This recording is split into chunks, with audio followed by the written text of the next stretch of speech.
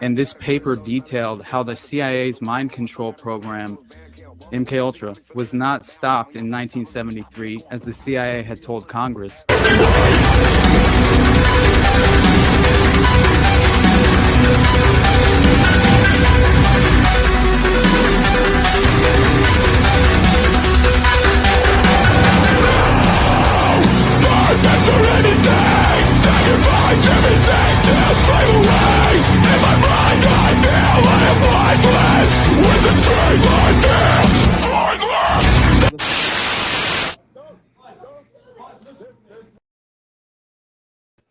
Hey guys, it's Jose Galison. You're watching No Way Jose. You can find us on the No Way Jose YouTube channel, all the major audio packagers, and Rumble as well. Today my guest is Austin Picard. We're getting into part 5 of our Jonestown series. I do want to remind you guys how this typically works. If you're a patron, I think I have like 3 or something ridiculous behind the paywall right now. You get these earlier. So if you're catching this when it came out, if you're watching this on the 27th, you're obviously a patron. If not, if you're a poor, I guess. No, I'm just kidding. Obviously, I get it. Not everyone can support, but if you want to, you get that early stuff. I put out a live stream for the patrons, and then roughly about a week or so later, this goes out to the public. But yeah, the lowest level to get that early stuff is $2. The highest level is my sponsors. I read them off every episode. And that's Toad, who's my co-host on Tower Gang. Then I have at Abrogate D's. Then Kevin B. Clark, a full-time guitarist and private music teacher in the New York area. Then at ZOVERACK. Then at _ Infinite Zeal. Then Jacob Daniel of the Biblical Anarchy podcast at Biblical Anarchy. I think he's having Dave Smith on here soon for people who want to check that out, talking about borders or something like that. I mean, by the time this comes out for the public, that'll already be out. So definitely go. Actually, I don't know if it will be out because I think he paywalls his stuff too. So maybe go pay him too. Then I also have Tim Tuttle at Jolly on Klebold. He's the one responsible for that edit you guys just saw. Then I have at Stinky Sock 420, singer of the band Bender, which is like a metalcore band. Which, if you like that intro, I would assume you would probably like this type of stuff. So definitely go check that out. I also have my, I guess we'll call him, I need to come up with a term for it. I guess corporate sponsor, who at the $5 or an up level, you guys get a chance for a raffle for coffee, but that's about to end here soon. So, hey, I mean, if he re-ups, then we'll probably do it again next month. So we'll see what goes on with that. But I do want to let you guys know about them. It's www.foxandsons.com. Fans of No Way Jose, use code Jose to receive 15% off your order of 30 or more. Orders of $37.99 and over always ship free. This is only in the continental U.S. Now these guys, these aren't just an advertiser. They're supporters. They support a lot of people who do stuff like I do. Help us out. Help us spread the message. Help us do what we do. Like with letting people know about, Yeeky or stuff like that, or like the Jonestown, or heck, you guys know with all the 764 stuff going on, which I'm probably gonna have to do another one of those here soon. But yeah, he's a guy. He supports us. He supports these guys. Us do this. Makes it so we're able to do this sort of stuff. He started this out of his love for coffee in a way to honor his times that he had with his dad, and then he took that and he passed it on to his kids to pass on the lessons he learned from his dad about entrepreneurship, and so that they can have a business as well, so he can pass on to them high quality stuff, fresh, sourced from small family farms. I mean, I'm not kidding. It's good stuff. I normally put a little cream in my coffee. I've been drinking this stuff black just because it's so good. I'm not saying it's like weak either. It's still dark stuff. I like dark coffee. Yeah, this stuff comes quick, so get in on that. If you want to keep helping me out, help him out. He supports us, so definitely go on over there, guys. And with that, let's get my buddy Austin in here, and we'll get into it. What's up, my friend? How you doing? Good, brother. How you doing, man? Good. Ready to get into it. I thought last episode was gonna be the last one, and we still have more. Heck, I'm fine if we have another one. We'll do 10 of these if we need to. I don't care. We'll keep on keeping on. But I think last we talked, we're kind of getting to loose ends, and we're kind of also gonna talk about maybe how this ties into COINTELPRO. I know last we were talking about this shady fella named Dan Mitrione. So, wherever you want to take it, bud, and we'll get into it. Awesome, brother. All right. So I thought a good, kind of a good starting point would be to give one quick example of like basically the religious beliefs that the People's Temple be- began to embrace a lot more toward the end, and it seemed a lot less based in any sort of religious belief system and a lot more based in their belief in Jim Jones, right? And I mean, even honestly, they seem to believe more in Marxism and Leninist communism ideals than they did in even the religious tenets that they upheld, in my opinion. And here's one of from one of Jim's sermons. He says this. He says, and clearly his grammar is not very like he. It's kind of interesting how he grew more. He kind of implemented more and more of this inflection in his voice over time. And some of the tapes, some of the Jonestown tapes you listen to, they almost sound like different people. But you know, um, that's neither here nor there. But so during one of his sermons, though, he says, "Does your churches have any love? Does your preacher talk about the sky god? Will he give you a ride? Will he give you any buses? Has he given you any of those homes? Has he given you help? Does he go into the court and the jails and set you free? Does his sky Jesus do you any good? No. I'm the only one that'll help you. I'm the only one that cares about you. I'm the only one that loves you." I just thought, okay, well, interesting religion there, People's Temple. You know what I'm saying? Like, and a lot of his sermons, he would say things like this quite often. And even in the death tape, you hear him say, and this is after the members of the Red Brigade had gone out to commit the executions at Port Cayuma airstrip, and right as he's getting the word back, from that Congressman Leo Ryan and these individuals at Port Cayuma, had been executed. He just switches on a dime and says, "I'm no longer coming to you as a man. I come to you as a prophet." And he just starts convincing everyone with much more pressure and angst in his voice. It was very interesting how quickly it changed as soon as he found out that Leo Ryan was dead, and then mentioned Dwyer to get him on down to the East House. And so, according to transmissions from Jonestown, all right, some of the survivors went back to Jonestown and I guess they put tags on the toes of some of the bodies to identify them. And there were allegedly 33 survivors from the actual compound, right? And the army, once in custody, as far as once the United States military took custody of the bodies, they just threw away all the tags, all the ID tags, and filed away over like almost half of the bodies as unidentified, right? And so these were allegedly children given to People's Temple by the California Social Services and patients from mental hospitals and rest homes. And if you remember, Jim Jones and the People's Temple effectively controlled the entire Mendocino County Welfare Department, which is interestingly enough in the same area as Fort Bragg, which I just thought was interesting. And fingers were even removed from like many of the bodies in what was claimed to be an attempt to make identifications, but in effect stripped the dead of their last identifying features.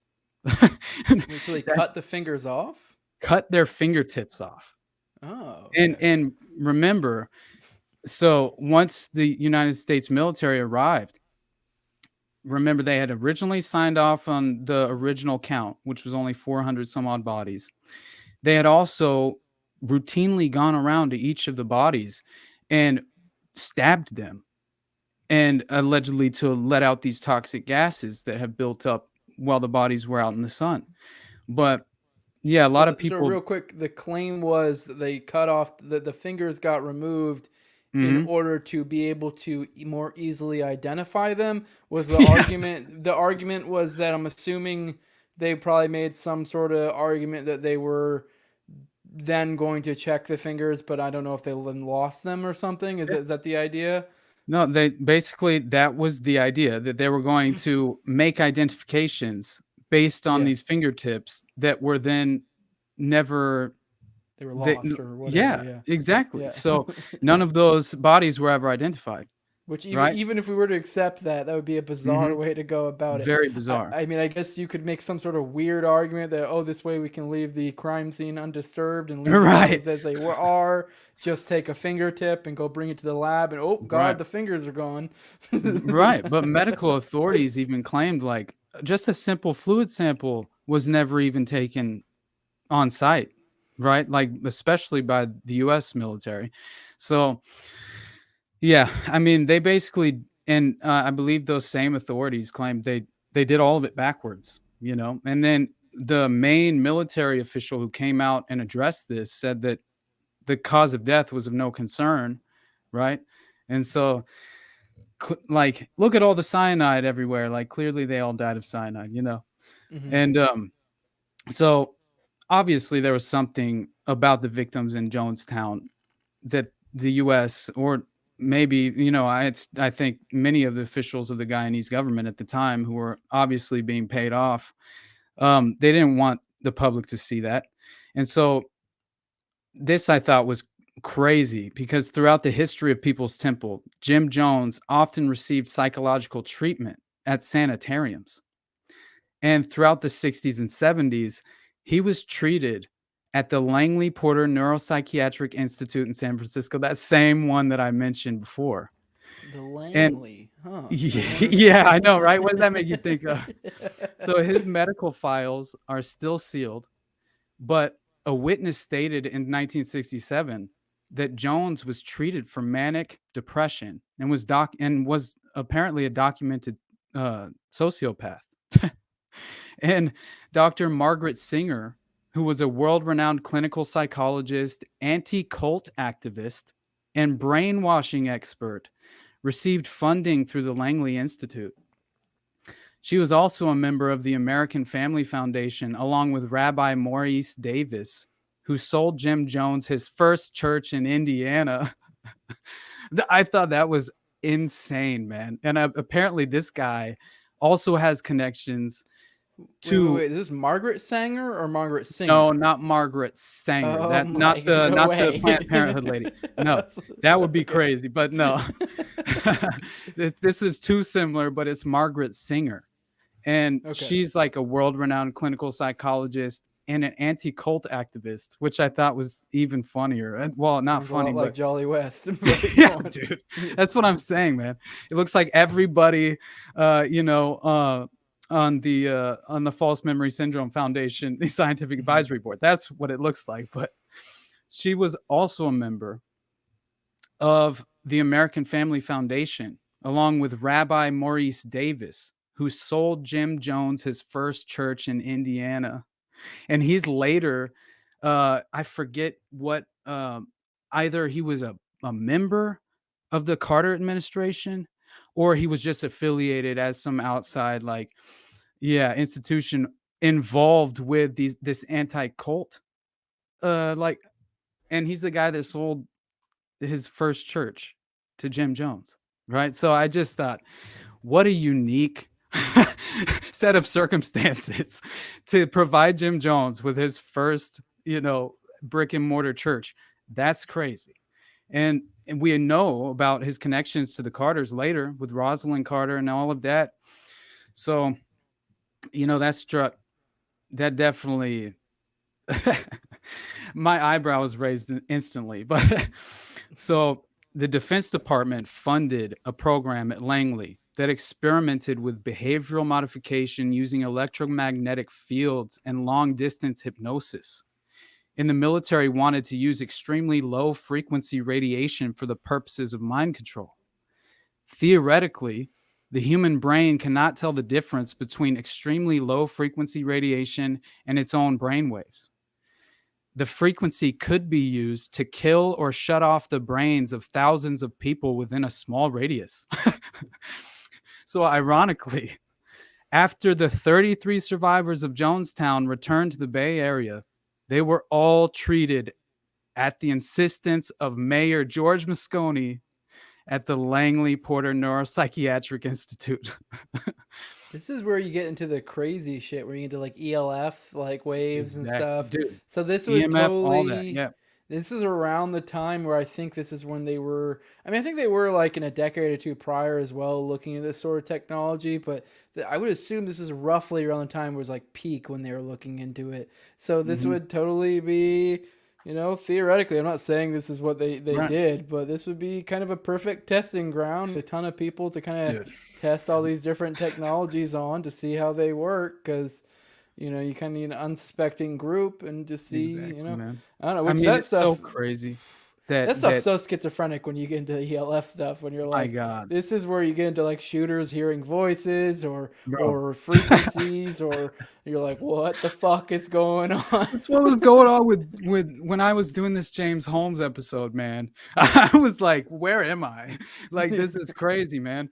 The fact that what Stephen Unruh said about him was phenomenal, but Hmm. it was beyond that. I mean, the idea that he was in this dissociative state in his programming until what he was like described as by witnesses as like robotic, robotically shooting into the crowd, that basically he just stopped on a dime, turned, and casually walked back out to his car where he stood until he was apprehended by the police, who said that he was like in this weird trance-like state. And meanwhile, he's telling people in court that he believed he was being followed and surveilled by the FBI, and that the FBI would stop him before he could carry out his mission, and that he waited, could have been even 10 minutes at the door before re-entering Theater 9 and going through with his mission, which is what he continues to call it. It's very interesting. But yeah, what Stephen Unruh says in NLP and neurolinguistic programming, the temporal illusions that he's studying with the Salk Institute, the what was that soldier program that they were that I mentioned last time? I can't remember. Anyway, I it's don't just that remember. it's absurd, brother. You know what I Hmm. mean? Like with DARPA, yeah. Anyway, I don't want, I digress. So, but I'm just saying, like, you start to, you really start to question what has and what is and what will be possible with, it seems like there is legitimate science in regard to effectively controlling these electromagnetic frequencies, these different radio waves. It's very possible, I think, and at least to trigger dissociative states with through drugs, through many different methods that they've perfected, it Yeah. seems. And I think Jonestown was a part of that, right? Yeah, I And I would I mean, would say that the silver lining here is it mhm, seems like, in my opinion, I might yeah, be wrong, but just from like my dives into these weird parapolitics world, it seems like whatever methods they've developed, that it doesn't seem like they can just take any old Joe and just be yeah, like, we're gonna fucking throw some ELF waves at him and make him go kill some people. Maybe right. they can, maybe they can. I don't know, but it seems more like it always seems that these people, whether it's like Chapman and like Lennon, or whether it's Oh man, Mark Sirhan David Chapman. Sirhan, Yeah, or what, any of these people, or even Jack Ruby, man. I mean, it remember when seems like Jack they Ruby had got to put in tackled? time. You know what I mean? Like they Oh had yeah, to no, yeah, prime them. Like I agree. they had to have some sort of psychologist, something. And maybe that's just a matter of that they're just really trying to get it perfect. And so maybe they really could Yeah, just hit one person and not really prime them at all and go through all these things. I would say, because it does make people like maybe schizophrenic and be like, when I hear like say you hear a low electrical whine somewhere, like, am I being fucked right. with right now? Oh You my know? god, man. No shit, dude.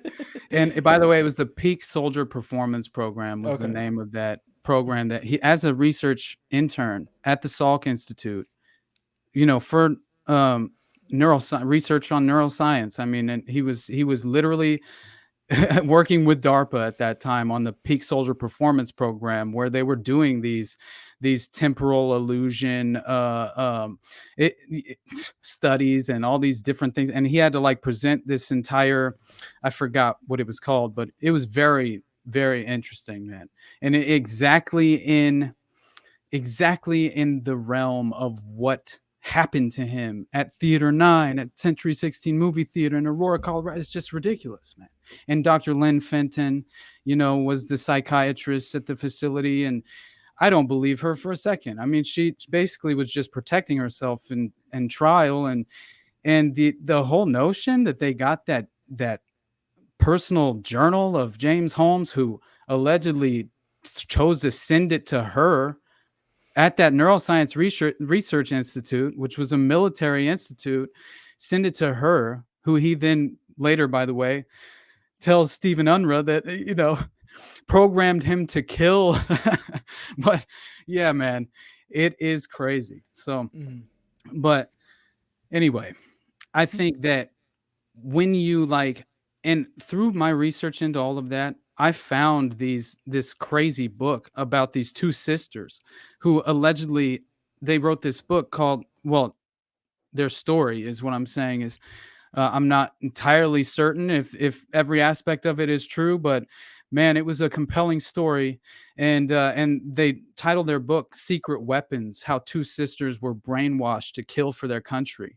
And one of the sisters' names is Lynn Hersha. And Mhm. I put this in my last episode because I thought this is just man. Like, could you imagine? Because I when I heard Stephen Unruh, that alleged fellow inmate with James Holmes who allegedly talked to him, when I heard him describe that James was basically freaking out when he first was brought in to custody with a hood over his head and put into an isolated cell and was like smashing his fists on the wall and then running as fast as he could and smashing his head and body against the wall. And Unruh's like, dude, stop doing that, man. But I instantly, man, all that I thought was, what if, right? Like, what if his own brain is not responsible for what happened, right? Like, Mhm. what if, you know what I mean? I was just really considering those things. And like, could you imagine what you felt if you just were told what you did, right? Mhm. And allegedly, he wanted Unruh to write up this apology letter about what he had done to the children. So I just thought that was interesting. And I just thought, man, like, what would I do? You know, like, Mhm. man, would I want to try and run through that wall as hard as I can and kill myself? Just, I don't even know. Like, what would I Yeah. do? You know? And so anyway, but that sister, Lynn Hersha, man, she said in this book, she said, what angers me is the loss of control. At any moment, someone could come to me, be dressed the right way, and use the right code, and I no longer have free will. I will do anything that person requests. I hate them for that. Nothing else is as bad as knowing that I am always out of control, knowing that I am still a laboratory experiment, a puppet whose strings are hidden from everyone but my handlers, and I don't yet know how to break free. Yep. Woman in the polka dot dress is what that makes me think of. Sirhan, Dude, Sirhan. Elaine Neal, first thing in my mind was that, like, was 100% Sirhan. And Yeah. and man, his story too, man. I don't wanna Mhm. get off on that, but Yeah. I have a sorry, whole man. series for those Yeah, my piece bad. of peas. So, but yeah. That's funny. So anyway, um, beyond that crazy connection to who sold him his first church, Jim Jones, like I was mentioning, basically the very institution responsible for the mental health of Jim Jones now treated the survivors of his descent into madness, right? Which I just found crazy and absolutely ridiculous because this was the same institution, psychiatric facility that not only Jim Jones had been frequenting for himself before all of this, but he was taking members of People's Temple members to, for some alleged rehabilitation program. So Anyway, my opinion is Jim Jones was a CIA asset, at the very least, who told his neighbors while he was in Brazil in the early 1960s. And this was when he was supposedly scouting locations for the church. This is what he told his neighbors. He said that he was employed by the Office of Naval Intelligence. And during his time in Rio de Janeiro, working for an alleged CIA front company called Invesco, his landlady referred to him as a gangster who used the Bible instead of a gun. And it's a well established fact that he had a childhood friend who just so happened to be the local police chief at the time by the name of Dan Mitrione. Mitrione allegedly kept Jones from being arrested or run out of town and was recruited into the CIA under State Department cover, later entering the International Police Academy, which was a known CIA front used to outsource counterinsurgency training and torture techniques. So coincidentally, Mitrione had traveled to Brazil as an OPS advisor at the US consulate not long before Jones had arrived. And this is when a CIA 201 file was opened on Jim Jones at about that time. So in 1961, when Jones suddenly had the money for a trip to minister in Belo Horizonte, site of the CIA headquarters in Brazil, it was CIA handler Dan Mitrione who would meet him there while rising through the ranks of the CIA-funded International Police Academy, responsible for training foreign police in assassination and torture methods. After an 8-month stay in Belo Horizonte, Jim Jones would move on to Rio de Janeiro, where he happened to cross paths yet again with the alleged MKUltra outsourcer Dan Mitrione, who would later be kidnapped by guerrilla groups in Uruguay in 1970, only to be subsequently interrogated and murdered. And they tried to uh, um, use him as a hostage and get something in return, and I guess that didn't work out. But anyway, I It's an just thought, ironic way for a guy who's, I think he was known, if I recall correctly, mostly for torture, which yeah, kind of ties perfectly into MK Ultra type stuff. yeah, So, it's basically kind of where they, ironic that's how he went out. isn't it? Yeah. Especially when Which it so. basically turned into the enhanced interrogation techniques that were then Mhm. embraced during, right, like Mhm. Abu Ghraib and all that shit in the Iraq War. Yeah, I So really wonder if I mean, I don't know what specific group captured him, but I wonder if they were using his methods because I actually I have a wonder. couple CIA manuals over here that I bought that were like declassified that go, and I need to read them at some point where they go That into would be their torture awesome. methods, and they were made because I believe they were actually distributing them to Holy other shit! like I think Probably specifically damn South Mitrione. American countries. So yeah, he may have played. I wouldn't be surprised if he played a part in kind of formalizing these tactics. And I mean, 100%. let's be real. These get passed around, and these end up with whatever. I don't know what group he was abducted by, but I wouldn't be surprised if they somehow got around. Because I mean, they a lot of times they'll train these guerrilla groups and Hmm. in these techniques, and they don't always work out the way they want them to. So Exactly, man. look at like the Taliban and shit like that. So watch, probably in like 10 years we'll be dealing with the Azov battalion or something. So, Probably, man. Honestly. yeah. So in February of 1960, this is even crazier, man, because this I didn't know about this until fairly recently. I didn't realize there was at allegedly there's a rumor that he had visited Cuba. And so I looked into this, and it turns out there's like some legitimate threads you can tug on that seem to show that he even had a picture personally with him and his wife Marceline with Fidel Castro, man. And so in February 1960, he had decided to visit Havana, Cuba, just after Fidel Castro's overthrow of the Batista regime. And subsequent claims would later surface suggesting that Jones may have been spying on Cuba for the CIA using his evangelism as a cover. And it seems that even before he was 30 years old, he was trying to establish a communal system of living that ran like an old slave plantation. And in 79, in the wake of post Jonestown massacre press frenzy, a man named Carlos Foster came forward claiming that he had met Jim Jones at the Havana Hilton in the winter of 1960. So there, Jones allegedly explained his plan to help 40 Cuban families resettle in America and promised Carlos $50,000 a year if he could also help him establish subsistent settlements throughout South America. Author Tim Reiterman, he writes that Jones left for Hawaii by himself in late October of 1961, later sent for his family. When Jim arrived in Brazil in 62, he carried a photograph of himself and his wife Marceline posing with the Cuban premier. Jones said that the picture was taken on a stopover in Cuba on the way to Sao Paulo. Reportedly, Cuba wasn't the only country to which Jones intended to travel, though, in early 1960.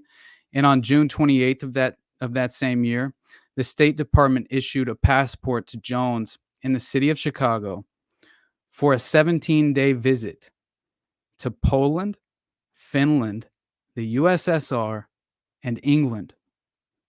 The purpose of the trip, according to Jones' visa application, was sightseeing culture. Suspiciously, the first passport was still valid when another passport was issued to him on January 20th, 1962, from the city of Indianapolis during the same 6 months he was allegedly in Guyana prior to his trip to Belo Horizonte, Brazil, which instantly made me think of Lee Harvey Oswald, Marion David Petty, and Mark David Chapman, right? Because the passport story is always the same, right? And by the Mm. way, you remember when uh, I forgot that I had just mentioned Jack Ruby, and when Jack Ruby was tackled to the ground after firing the shots into Oswald, apparently he says, "I'm Jack Ruby. What are you doing? Why are you doing this to me? Where am I?" Like that type of shit, right? Like he was completely in a dissociative state, in a trance-like state. And then later, when uh, uh, Dr. Lewis Jolyon West visits him, and right before he's supposed to give his or testify, Goes he nuts. loses his damn mind, has a Yep. psychological break he can never return from, and starts like running his mouth about Jews being burned alive outside his cell. You Mm. know, like, and that was not even very long as far as the meeting with West with Ruby before he had this psychological break he would never return from. But how is this not the playbook, man? I mean, this is ridiculous. It seems like Jonestown, for me, Jonestown has become basically the best example, the most clear example of when MK Ultra was driven underground, when MK Ultra was embraced by the cults.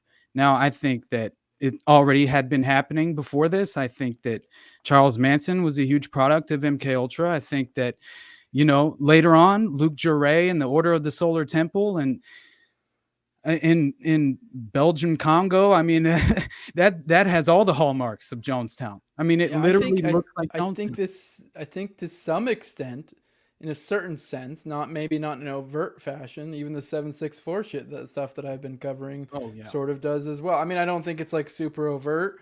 If anything, from what I'm looking to, I feel like it's more of like a runaway type thing, to where like their concept got away from them, and I right. don't feel like they're having control over it. I think it's more just the concept ran away and went wild.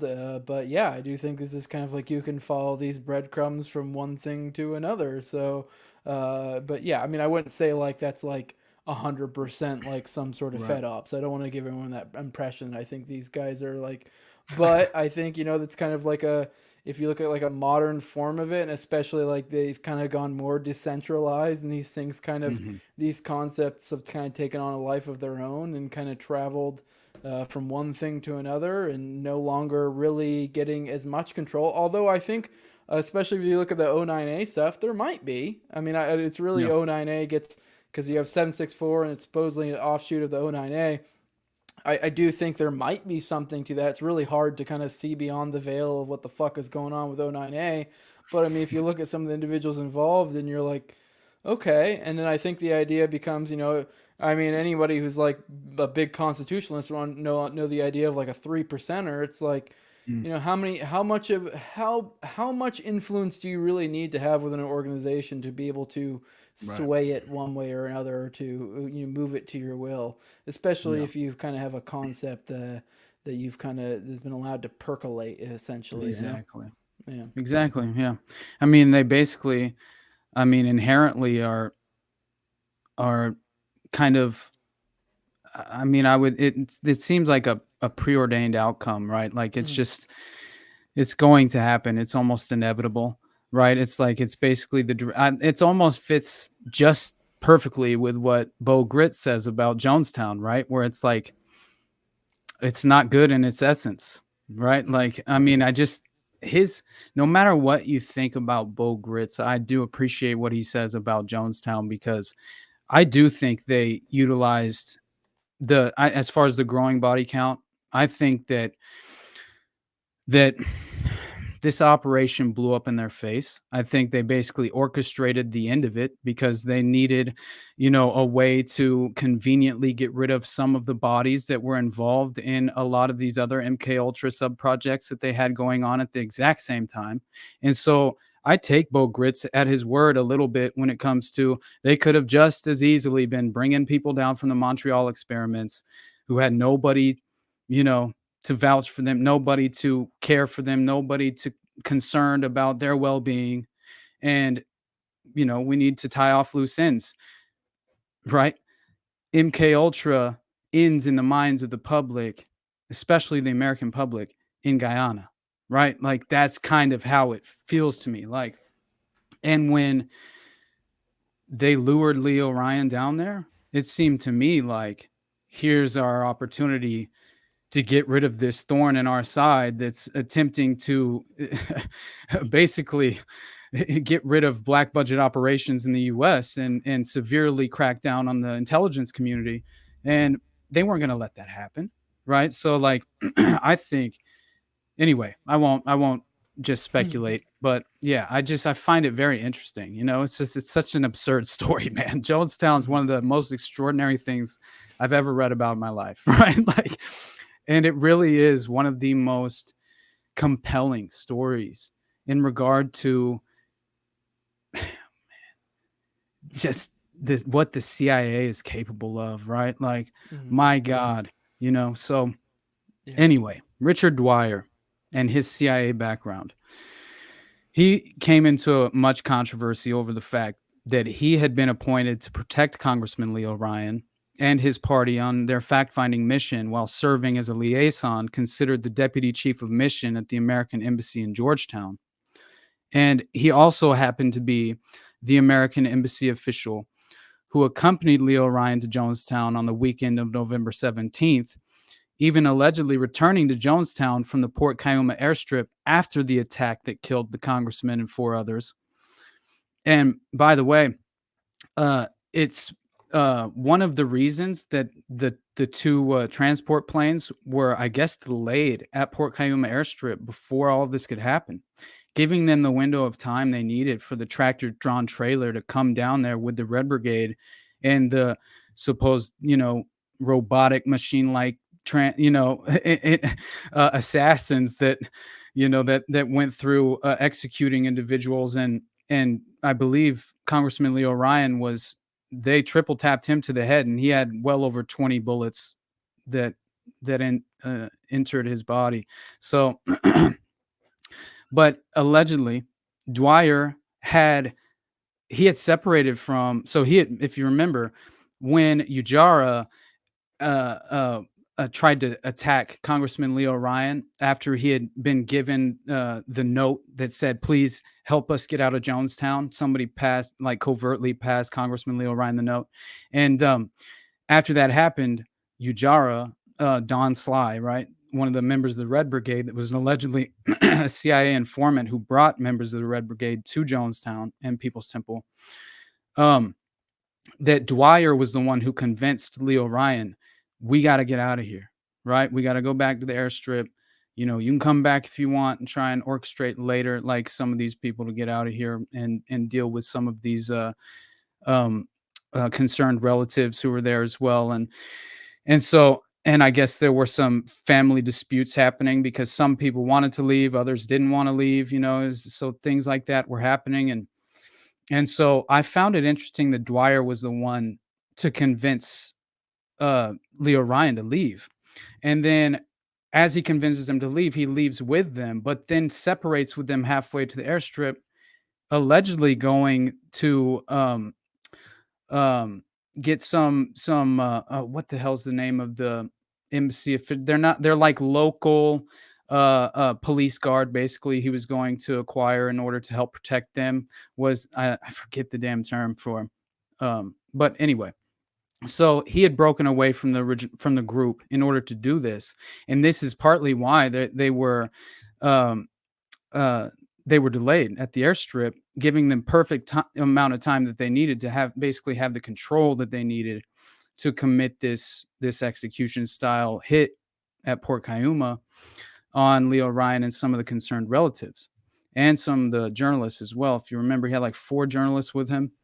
But I did find that interesting because I'm not sure if Dwyer ever went back to the airstrip or if he just went back to Jonestown and he didn't intend on getting any type of protection or security for, the Leo Ryan's group, or if, because like I said, he's the one who convinced him to leave. And so it kind of seems like he sets the stage for here's our window of opportunity. And so that's the only reason I felt like I should mention that. And and remember, Dwyer returned to the massacre. We know this because Jim Jones himself can be heard in the final death tape mentioning Dwyer, right? Get Dwyer out of here. Take him to down to the East House.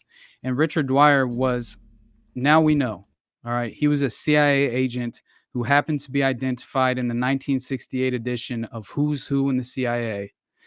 Even longtime member of the People's Temple, Caroline Layton, wrote a letter to her parents alluding to the assumption by the temple's leadership that whenever they were talking to Dwyer, Burke, McCoy, or any of a number of others, they were talking with the CIA and gauged their comments accordingly. And Jim Hogan, his work can be found in the archives as well at SDSU. He lends credibility to this in regard to Dwyer's background with the CIA. And he reported that Dwyer's background is that of a sheep-dipped CIA officer whose State Department cover had long ago worn thin. After graduating from Princeton in 1957, he'd gone to work at the State Department's Bureau of Intelligence and Research until February 1959. In the years that followed, he was posted to Damascus from 60 to 63, Cairo from 63 to 66, Washington from 66 to 68, Sofia, Bulgaria from 70 to 72. And then after returning home in 72, he was subsequently shifted to Chad until in 1977, he was brought home again to become part of the State Department's Inspection Corps. In that role, he traveled throughout much of Western South America, Bolivia, Peru, Chile, Ecuador, and then finally on April 14th, 1978, he arrived in Georgetown, Guyana to take up his responsibilities as Deputy Chief of Mission. So that guy is no doubt 100% CIA connected. And that Dwyer was a deep cover CIA officer is apparent.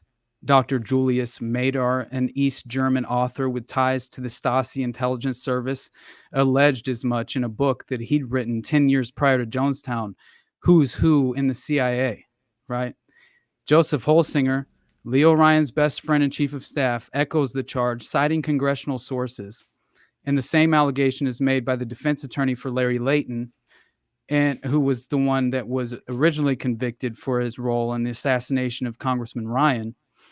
And of course, the Justice Department attorneys representing Dwyer and the judge who presided over the Layton case refused to let Layton's defense attorney question Dwyer about his work for the CIA. And when he was officially asked about it, he refused to comment. So the information that a CIA agent or officer was at the scene of the Port Cayuma ambush was then given to Joe Holsinger by a Washington colleague whom who Holsinger regards, he claims was an unimpeachable source. And despite the efforts of Layton's defense attorney, this evidence was not admitted in court. But, nevertheless, it's pretty damn clear that a CIA man was present at both the ambush and the massacre. And he's the one who kind of he's the one, if I recall correctly, that sort of kind of pushed Leo Ryan to come down here in the first place. Then was sort of helping him out a lot of the way. Just to reiterate this for the audience, and correct me if I'm wrong.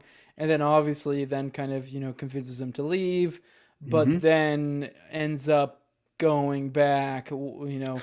Seemingly was may or may not have been a part of the hit squad on Leo Mm-hmm. Ryan, and then somehow gets back for the actual, White Knight or whatever. Death tape. So, I Yep. mean, whether fishy, And just people yeah, believe that, at least, there are a lot of theories and there are many rumors, but I've read a lot of different reports that claim that that the the I guess the covert channel, the radio frequency that reported the initial massacre. I'm talking at like 3 a.m. in the morning, like before GDF. None of the Guyanese Defense Forces were ever there at this point. Nobody could have known. But on this covert CIA channel that first reported the massacre, the theory is that that was Richard Dwyer after he terminated Jim Jones, right? And that he was reporting in, mission accomplished, right? And that's the reason that they already had all those body bags ready to go. Like um what's his name? L. Fletcher Prouty had mentioned that I talked about last episode, I believe it was, and that he was basically saying that that was the reason that they had all those body bags ready to go. The Joint Chiefs of Staff were fully prepared for this, and they knew before even the locals knew. So that's pretty nuts. But they do claim that it was Dwyer himself that is the one who terminated Jones and then first reported it to the CIA on this covert CIA channel. So, that would kind of corroborate what we're saying as far as how much control as an operator Richard Dwyer actually had at Jonestown. It could, at least make you stop to think, right? So, like, beyond the fact that he was clearly on the death tape and that he was obviously in at both Port Cayuma airstrip and at the massacre, and identified by members of People's Temple who claimed that he was CIA and that they were aware of it. I mean, then we get his background showing where the hell he was stationed for, and the years that he was stationed in these areas. And so, to me, it just seems like you can't even debate the fact that he had a clear role in what happened at Jonestown and made it out alive, right? Is one mm-hmm. of the only people who survived. And conveniently, all the CIA, contacts and assets in Jonestown, other than Jim himself, allegedly, they survived as well. And Yeah, some of the attorneys, including Charles Gary and Mark Lane, who, if you remember, William Holsinger, Congressman Leo Ryan's aide and best friend, he says he despises Mark Lane and that he views his book as basically a pack of lies, although he does say there are certain truths that, he mined throughout it and used as an example when he was giving that speech. But so I think that we, like, if we're going to, like, clearly they weren't even going to let this question be asked in court during Larry Layton's trial. And so I mean, Mark Lane is the other person besides Richard Dwyer that I think helped.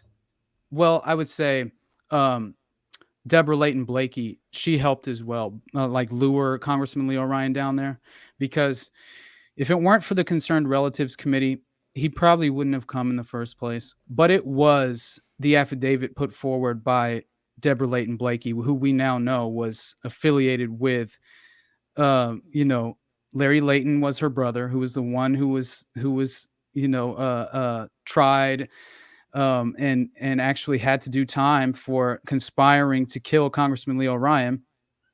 Her husband was George Philip Blakey, who was the guy who leased the land for the working with the CIA, right, with Unitas.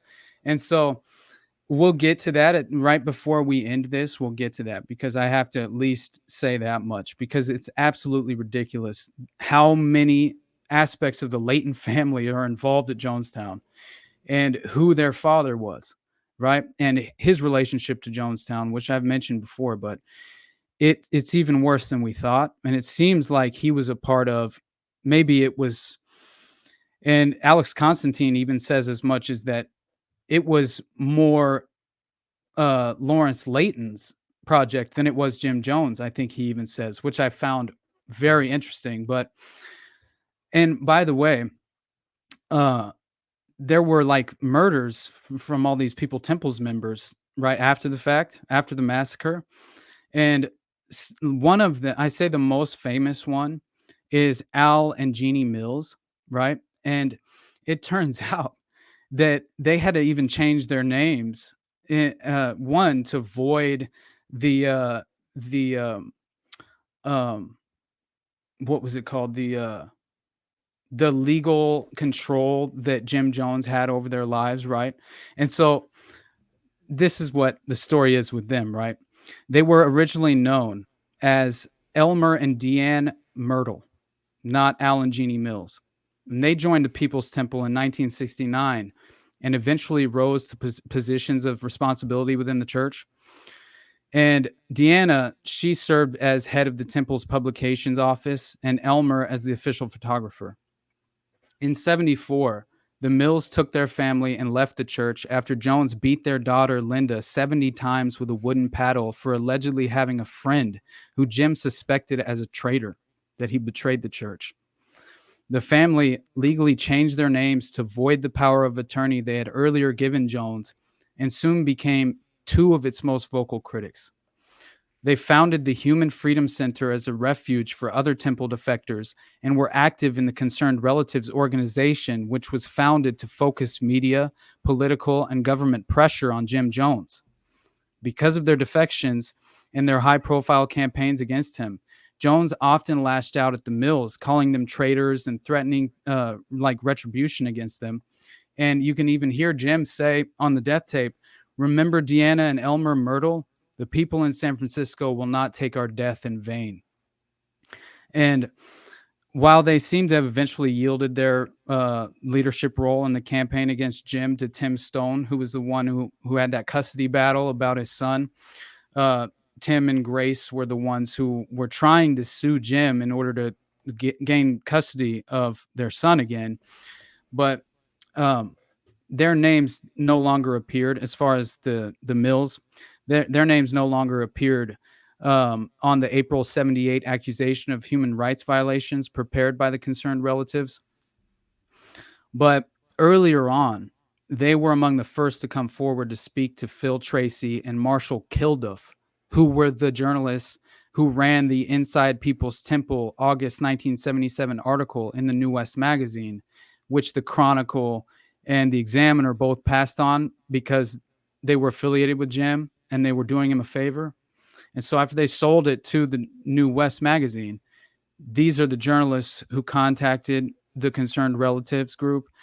And I guess these Mills, Jeannie and and Al Mills, they were the sources of the allegation that Jonestown was stockpiling illegal weapons, which prompted an investigation by the U.S. Customs Service. And they were instrumental in hiring the private investigator who went to Jonestown as well on at least two occasions, to try and retrieve Jonestown residents. But like I think I said this before, that I guess the allegiance of this private detective was later questioned for some reason. Not entirely sure. I haven't nailed down the details on that, but I wouldn't be surprised, Mhm. because it seemed like they had a lot of control over who could come in and out of Georgetown, and especially who could actually go to the Jonestown compound. So they also spoke with Leo Ryan, and his aide Jackie Spire in the weeks leading up to Congressman Leo Ryan's trip to Jonestown. And in the immediate aftermath of the deaths in Jonestown, the Human Freedom Center offered itself as the stateside contact for survivors who had no place else to go. Both of the Mills made themselves available for interviews with the FBI, and Jeannie Mills especially resumed her activism in the 15 months following Jonestown. She spoke before numerous college classes and public meetings, and she even wrote a book that was like a memoir, and it was called 6 Years with God: Life Inside Reverend Jim Jones People's Temple. And she says after the killings, the Mills family initially, I guess they holed up with other defectors in protective custody of a police SWAT team and eventually decided to resume normal life. But according to an article published in People magazine in March 1980, when they cooperated with the New West magazine to expose, uh, or or when they cooperated with New West magazine in its expose that helped drive Jones to Guyana. That was really when he left. Was when he was tipped off that this magazine was going to publish, and so she said this after she cooperated with them in that article. She said, "It was like signing our own death warrant." That's what she says.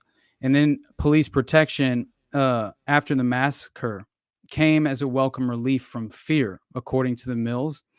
And she says, "That was the first time I felt no one could kill us."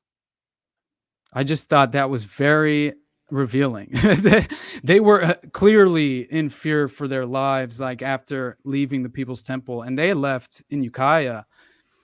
Um, so, it's just crazy to me that only 15 months after the Jonestown massacre, and clearly she was doing a lot of work trying to smear his name.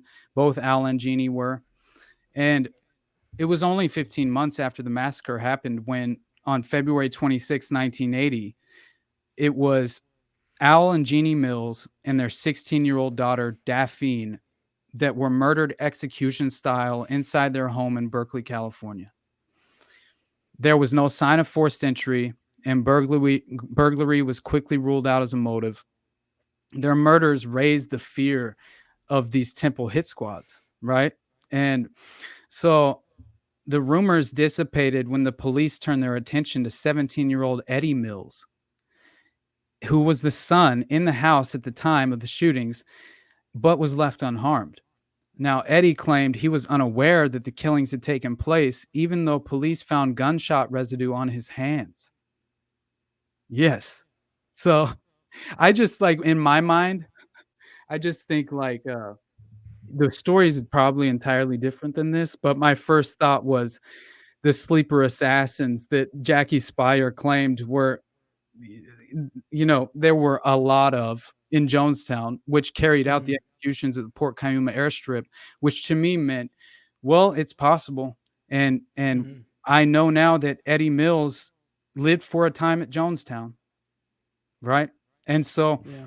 it's very possible that Eddie Mills had some programmed, you know, code that could be triggered at any time, and Eddie would wake up and have his own white night and not remember anything, and Mm-hmm. maybe have the best sleep of his life, and then wake up with gunshot residue on his hands and no memory of the crime. And Yeah. clearly, I know that's speculation, but after the fact that he was the one who was the official suspect from day one, and then later on acquitted from some technicality. And then later in 2005, they actually arrest him again, which I found interesting. So, and by the way, it was suggested by Michael Myers, who's this author who he wrote this awesome book on Jonestown. And he suggests that Jeannie and her family were executed by the CIA along with George Moscone, Harvey Milk, and a number of other former associates of Jim Jones due to their knowledge of Jones' relationship with the CIA. This contention is supported by the purchase of the rights to Jeannie Mills' book, 6 Years with God: by an obscure, newly formed publishing company that took it out of print almost immediately and then simply ceased to exist. It's a little strange, you know what I mean? Yeah. And so the initial investigation was shelved until 2005 when police re interviewed several surviving members of the Mills family. And there was no new evidence to overturn anything in the case. So it was very unusual that they renewed this cold case after all these years. And so, since apparently no new evidence was uncovered and no new forensics technology could assist in any reviewing existing, like as far as the existing evidence, um, Eddie was then arrested in San Francisco at the airport upon his return to the US for the first time in several years, because I guess he moved to Japan. And he spent several days in the Redwood City jail before being transferred to the East Bay. And on December 8th, the Alameda County District Attorney's Office declined to file charges, citing a lack of evidence, and Eddie was released. So to this day, the Mills murders remain unsolved. But what a crazy ass, at least like it's for me, at least a loose end was being tied off. I'm not entirely certain if it is what Mike Myers was claiming, that author was claiming, that it was, you know, loose ends tied off by the CIA, which to me makes the most sense. But there were Yeah. other theories, right? There's Like always there, it always seems to be any of these major events. There's so many people who drop dead. So many people. 100%, man. Yeah. So But the fact that they played such a key role in, one, smearing Jim Jones publicly, right?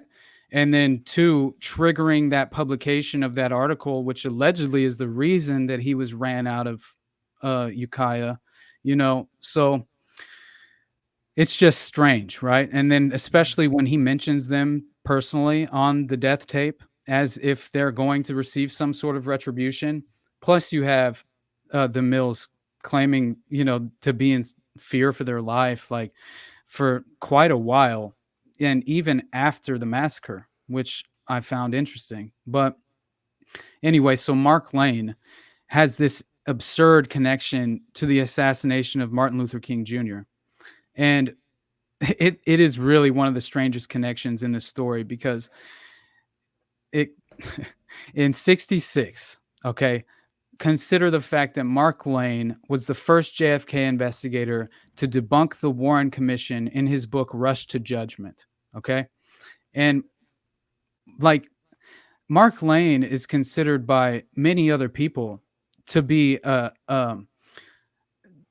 playing a key, at least to have played a key role in exposing the FBI's relationship to the actual assassination of MLK Jr.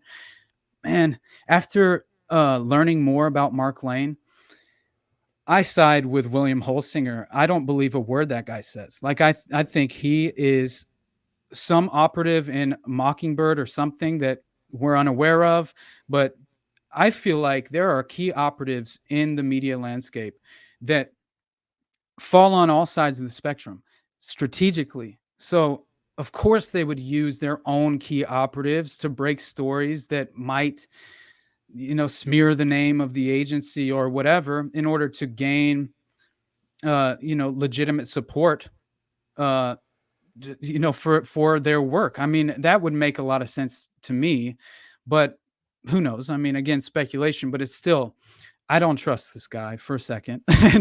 And so the fact that he has all these overlapping connections with like the most ridiculous conspiracies that ever happened in United States history is kind of ridiculous. But so in the late 1970s, he happened to represent Jim Jones in the People's Temple and would even be present at Jonestown in Guyana on November 18th. So the story goes that Mark Lane barely survived by fleeing into the jungle, only to publish a timely book the very next year exploiting the tragedy. Not only was Mark Lane present during the Jonestown massacre, he was also conveniently in charge of several key witnesses being questioned by the House Select Committee on Assassinations during this time.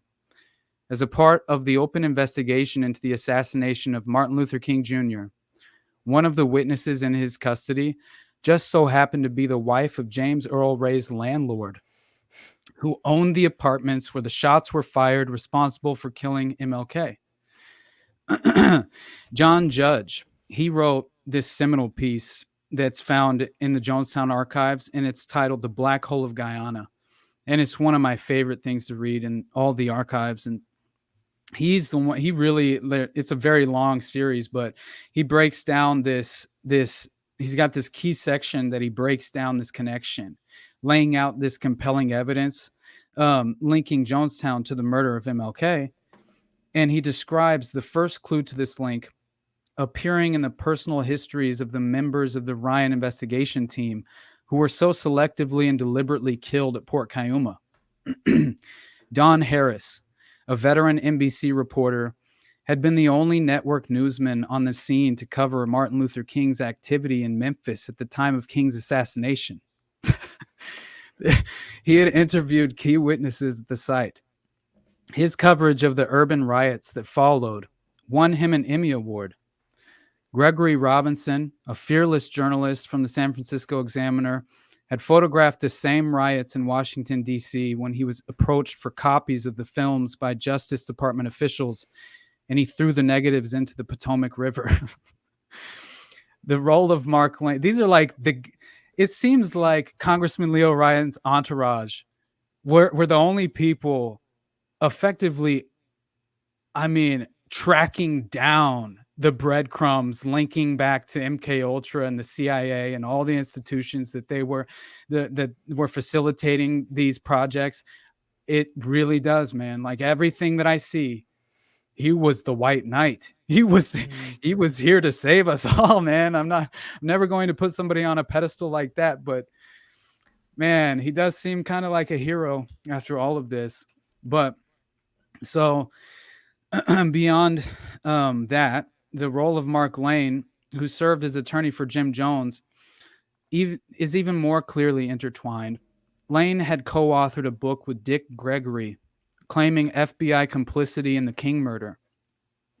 He was hired as the attorney for James Earl Ray, accused assassin, when Ray testified before the House Select Committee on Assassinations about King. Prior to this testimony, Ray was involved in an unusual escape plot at Brushy Mountain State Prison. The prisoner who had helped engineer the escape plot was later inexplicably offered an early parole by members of the Tennessee governor's office. These officials and Governor Blanton himself were to come under close public scrutiny and face legal charges in regard to bribes taken to arrange illegal early pardons for prisoners.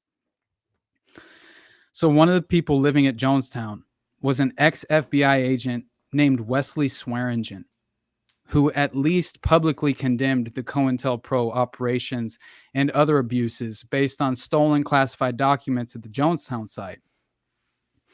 Lane had reportedly met with him there at least a year before the massacre. Terry Buford said the documents were passed on to Charles Gary, who, by the way, conveniently escaped the Jonestown carnage with Mark Lane, right? And Richard Dwyer, who claims to have been mildly injured during the massacre.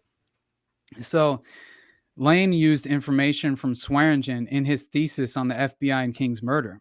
And Swearingen later served as a key witness in suits against the Justice Department brought by the Socialist Workers' Party. When Larry Flint, the flamboyant publisher of Hustler magazine, offered a $1 million reward leading to the capture and conviction of the John F. Kennedy killers, the long-distance number listed to collect information and leads was being answered by Mark Lane and Wesley Swearingen. So, with help from officials in Tennessee, Governor Blanton's office, Lane managed to get legal custody of a woman who had been incarcerated in the Tennessee State Psychiatric System for nearly 8 years. This is the insane connection. This woman, her name is Grace Walden Stevens. She had been a witness in the King murder and was living at the time in Memphis in a rooming house across from the hotel when Martin Luther King was shot. The official version of events had Ray located in the common bathroom of the rooming house and claimed he used a rifle to murder King from that window. Grace Stevens did indeed see a man run from the bathroom, past her door, and down to the street below. A rifle, later linked circumstantially to James Earl Ray, was found inside a bundle at the base of the rooming house stairs, which every time I hear that story, I just think, oh, they found Oswald's gun. It was just so perfect. You know what I mean? And identified as the murder weapon, very conveniently. But Grace, who saw the man clearly, refused to identify him as Ray when shown photographs by the FBI. Her testimony was never introduced at the trial. The FBI relied instead on the word of her common law husband, Charles Stevens, who was drunk and unconscious at the time of the incident. Her persistence in saying that it was not James Earl Ray was used at her mental competency hearings as evidence against her, and she disappeared into the psychiatric system. Grace Walden Stevens. She later took up residence with Lane as her custodian, and Terry Buford, a key Temple member who had returned to the U.S. before the killings to live with Lane. While arranging for her to testify before the Select Committee on Ray's behalf, Lane and Buford were plotting another fate for Grace Stevens. Notes from Buford to Jones, found in the aftermath of the killings, discussed arrangements with Lane to move Grace Stevens to Jonestown. The problem that remained was lack of a passport, but Buford suggested either getting a passport on the black market or using the passport of former Temple member Maxine Swaney. Swaney, dead for nearly 2.5 years since her departure from the Ukiah camp, was in no position to argue, and Jones apparently kept her passport with him. So whether Grace ever arrived at Jonestown, that is unclear. However, she would never be able to testify on behalf of James Earl Ray due to her unusual disappearance while in the custody of Mark Lane. Only this time, no obituaries, no medical records. Grace Walden Stevens had officially vanished. I mean, that right there, man. Like, that is ridiculous, right? Like, absolutely ridiculous to me that there's actually connections that direct to potentially bringing a key witness in the MLK assassination to Jonestown under a fake identity and possibly, oh, I don't know, maybe dying there. Just a Under black hole for loose ends is what this place is. exactly. Under the fake narrative, the false narrative of a revolutionary mass suicide. You know, I mean, it's just absolute ridiculous narrative, man. I mean, I don't know how people can actually buy it without, unless you haven't looked into it at all, you know. So Yeah. but I mean, it's kind of crazy because this is the part where I mentioned in last episode that um that someone was questioning the fact that Congressman Leo Ryan and his entourage that had visited Jonestown were actually eating the food there, and that it could potentially have been drugged. And so Lane was forced to leave Ray in the midst of testimony to the Select Committee when he got word that Ryan was planning to visit. I thought that was kind of revealing, right? Why does Mark Lane have to rush back to Guyana when he finds out Congressman Leo Ryan's actually going to visit? And so Lane had attempted to discourage the trip earlier in a vaguely threatening letter. And now he rushed to be sure he arrived with the group. At the scene, he failed to warn Ryan and others, knowing that the sandwiches and other food might be drugged, but refrained from eating it himself. I found that very interesting and worth mentioning. But later, claiming that he and Charles Gary would write the official history of the revolutionary suicide, Lane was reportedly well aware of the forced drugging and suicide drills at Jonestown before Ryan arrived. And another important figure in the murder of Martin Luther King, of course, was his mother, Alberta. And a few weeks after the first public announcement by Coretta Scott King that she believed her husband's murder was part of a conspiracy, Mrs. Alberta King was brutally shot to death in Atlanta while attending church services. Anyone who had seen the physical wounds suffered by King might have been an adverse witness to the official version, since the wound angles did not match the ballistic direction of a shot from the rooming house. Her death also closely coincided with the reopening of the Tennessee State Court review of Ray's conviction based on a guilty plea required by a Sixth Circuit decision. The judge in that case reportedly refused to allow witnesses from beyond a 100-mile radius from the courtroom. The man convicted of shooting King's mother was Marcus Wayne Chenault. His emotional effect following the murder was unusual. Grinning, he asked if he had hit anyone. He had reportedly been dropped off at the church by people he knew in Ohio. While at Ohio State University, he was part of a group known as the Troop, run by a black minister and gun collector who used the name Rabbi Emmanuel Israel, although his birth name was David Hill. This man, described in the press as a mentor for Chenault, left the area immediately after the shooting. And in the same period, Rabbi Hill traveled from Ohio to Guyana and set up Hilltown, using similar aliases and preaching the same message of a black Hebrew elite. Chenault confided to SCLC leaders that he was one of many killers who were working to assassinate a long list of black leadership. The names he said were on this list coincided with similar death lists distributed by the KKK and linked to the COINTELPRO operations in the 60s. So we're almost at the very end, so we might as well finish, right? Yeah.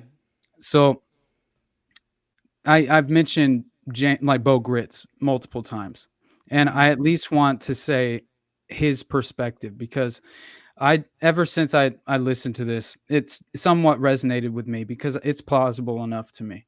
And I mean, I also think it's important that he's a former special forces officer and Green Beret commander, and there were over 300 Green Berets present at Jonestown. And to me, I assume he has insider knowledge based on that fact. I mean, and maybe I'm wrong, but that's how it seems. And so, following his formal retirement at the rank of lieutenant colonel in 79, he was the one who trained the Afghan Mujahideen in America on behalf of the government, right? And in an interview in regard to his books, Called to Serve and A Nation Betrayed in 1995, he said, "A few weeks ago, there was a report out of Montreal about people winning cases against the CIA because they were utterly abused in the mental health clinic that was set up by the CIA in Canada. That all came down under Alan Dulles, who tried to make a Manchurian candidate. I think the Jonestown incident was an extension of, in search of, the Manchurian candidate.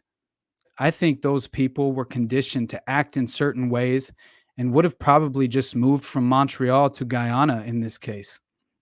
You look at Jim Jones' background carefully, he had a lot of intelligence contacts there for doing exactly what he did." Interviewer asked him, "Did it go haywire?" Bo Gritz says, "Of course it went haywire. God be praised. Just like the Montreal Health Institute, it self-destructs because it's not good in its essence. Most of these folks involved were street people, so they didn't have people who knew where they were or were concerned about their well-being. It escalated once they killed Congressman Leo Ryan. Basically, they had no other way to go, so they just tried to self-destruct the whole mission, and that means the death of hundreds of people. As I point out in the book, the medical examiner made some startling statements, Dr. Leslie Mutu, and he wouldn't even allow the bodies to be properly examined when they were brought back to the East Coast and turned in. So obviously, it was a cover-up. Jonestown, I think, was an extension of MK Ultra from the CIA, and there are probably other experiments going on. Alan Dulles is dead, but that doesn't mean that the idea of controlling people's minds and behavior is dead, and I still think that is a goal." Oh, Bo Grits. But when I was researching the McMartin, right? And Hmm. I think it was actually when I was doing the False Memory Syndrome Foundation. I stumbled on Alex Constantine, and I was reading some of his work about all of those connections. And man, if he didn't perfectly craft this portion of his series of articles with an aside about Jonestown, and it's so perfect, man.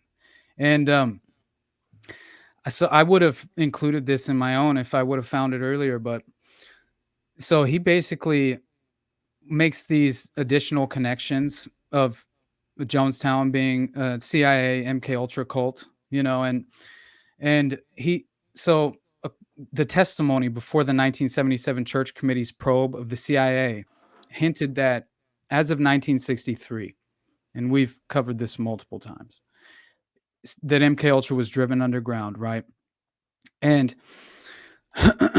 that it was abandoned, from the military and academic laboratories who were fearing exposure, and it basically subsequently mushroomed in cities across the country. And confirmation arrived in 1980 when Joseph Holsinger, right, uh, he claimed what I've said multiple times now, that basically um, the allegation, was made at that colloquium of psychologists in San Francisco on psychosocial implications of the Jonestown phenomenon. And he basically said, citing the penal colony written by that Berkeley psychologist, that it had been, he was emphasizing the fact that it had been terminated from those institutions and basically driven underground into private cult groups, including People's Temple. And this part was just extraordinary research in my mind, because it seems to me like the real story of what happened at Jonestown.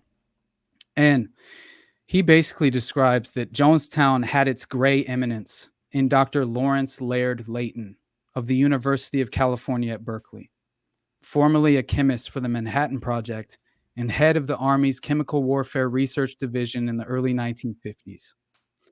Larry Layton, his son, led the death squad that murdered Congressman Leo Ryan, who'd arrived at Guyana to investigate the cult. Michael Myers, author of the book Was Jonestown a CIA Medical Experiment? He scavenged for information on People's Temple for 6 years and concluded the Jonestown experiment was conceived by Dr. Layton, staffed by Dr. Layton, and financed by Dr. Layton. It was as much his project as it was Jim Jones. Though it was essential for him to remain in the background for security reasons, Dr. Layton maintained contact with and even control of the experiment through his wife and children. The African American cult had at its core a Caucasian inner circle composed of Dr. Layton's family and in laws. The press was blind to obvious CIA connections, but survivors of the carnage in Guyana followed the leads and maintained that Jim Jones was an employee, servant, agent, or operative of the Central Intelligence Agency from 1963, the year the agency turned to cult cutouts to conceal MK Ultra mind control activities, until 1978. In October 1981, the survivors of Jonestown filed a $63 million lawsuit against Secretary of State Cyrus Vance and Stansfield Turner, former director of the CIA, a teacher at the University of Maryland, and a director of the Monsanto Corporation. The suit, filed in U.S. District Court in San Francisco, accused Turner of conspiring with agency operatives to enhance the economic and political powers of James Warren Jones and of conducting mind control and drug experimentation on the Temple flock. The suit was dismissed 4 months later for failure to prosecute timely. All requests for an appeal were denied. Ligatures of the CIA clung to the cults. Much of the violence that has since exploded across the front pages was incited by CIA academics at leading universities. It is beginning to dawn on the psychiatric community at large that the CIA's mind control clique is a menace reminiscent of Nazi medical experimentation. In 1993, Dr. Corydon Hammond, a professor at the University of Utah School of Medicine, conducted a seminar on federally funded mind control experiments. Topics covered by Hammond included brainwashing, post hypnotic programming, and the induction of multiple personalities by the CIA. Hammond contended that the cult underground has roots in Nazi Germany and that the CIA's cult mind control techniques were based upon those of Nazi scientists recruited by the CIA for Cold Warfare. Researcher Lenny Lapin estimates in Mass Murderers in White Coats that 5,000 Nazis resettled in the US after World War II. Hammond was forced to drop this line of inquiry by professional ridicule, especially from the CIA's False Memory Syndrome Foundation and a barrage of death threats. He ends this little segment with the mass hysteria and false memory bromides disseminated by the establishment press, obscure federal and academic connections to the mind control cults, which are defended largely by organized pedophiles, cultists, and hired guns of psychiatry. An ambitious disinformation gambit has led the world at large to side with cultists operating under federal protection.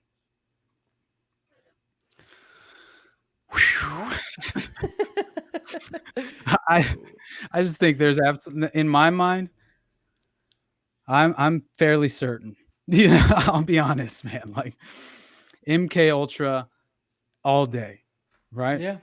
Yeah. I believe Jim Jones was an asset of, I mean, who knows if it was the CIA as early as when he was 15 doing those. I mean, it's possible. Yeah. But I just think that the Dan Mitrione connection as the police chief getting him out of trouble when he was a kid, I think that he was potentially a part of the CIA talent spotting program, right?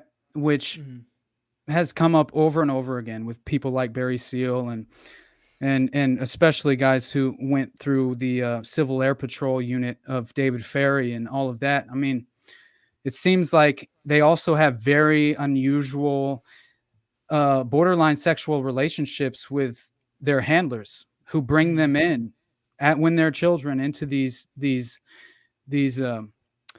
projects. And I believe it is a part of that. They spotted him with all sharing all the characteristics of MK Ultra, you know, or of a useful asset, right? Grooming them. Yeah. Groom them. It's exactly what happened. And I mean, David Ferrie allegedly even, you know, had a sexual relationship with Oswald when he was young, man, you know? And so for me, it seems like it fits the same pattern recognition playbook that we talk about every time we have a conversation, right? Yeah. And it looks like Jim Jones fits that profile to a T, you know? Absolutely. Yeah. Yeah. That totally would make sense. So, yeah, I think that's it then, man. So I think we finished the series. So tell people where they can find you at. All right. All right, brother. So the podcast streams on basically all audio platforms, and it's called the Underclass Podcast. And yeah, I basically cover things like this, right? I try to offer a plausible alternative narrative with as much cold hard facts, you know, at least I try and reinforce my alternative narrative as much as I can, but I usually don't include things that haven't already convinced me, right? And so I try and be honest in that way, and I never try to make up someone's mind for them.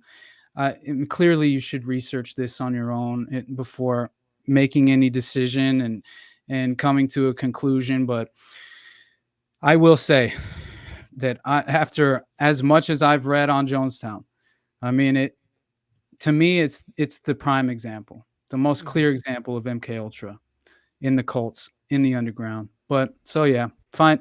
Please, listen to some of my episodes. Hopefully you'll enjoy them. But yeah, they're typically in the vein of this MK Ultra you know, the more I've been kind of very interested in the Manchurian Candidate programs and how Mm, they've continued to evolve over the years because it seems like they just went underground as well. So, yep. you know, we'll find out hopefully. But anyway, Yeah, so yeah, it's called the it, Underclass Podcast. yeah, you wanna once you start getting to like what it's turned into more modern day, obviously because of that you get a lot less more substantive sources Mhm. essentially, but it gets a lot darker is what it seems like. So because you can just extrapolate from the things we're talking about today to now and kind of figure out like if you look at things like Gladio, Phoenix, stuff like Mm. this, you start extrapolating from there and start looking at some of the things we see in modern day, it gets kind of dark. Like where have these things gone? But with that, definitely go check out Austin's podcast. If you want to check out mine, I'm on YouTube, all the major all podcatchers. I'm on Rumble as well. You can follow me on Twitter at TowerGangJose. Make sure to like, share, subscribe, comment, all that stuff. If you want to support my content, patreon.com/NoWayJose2020. Like, share, subscribe, comment, all that good stuff. And with that, we are out.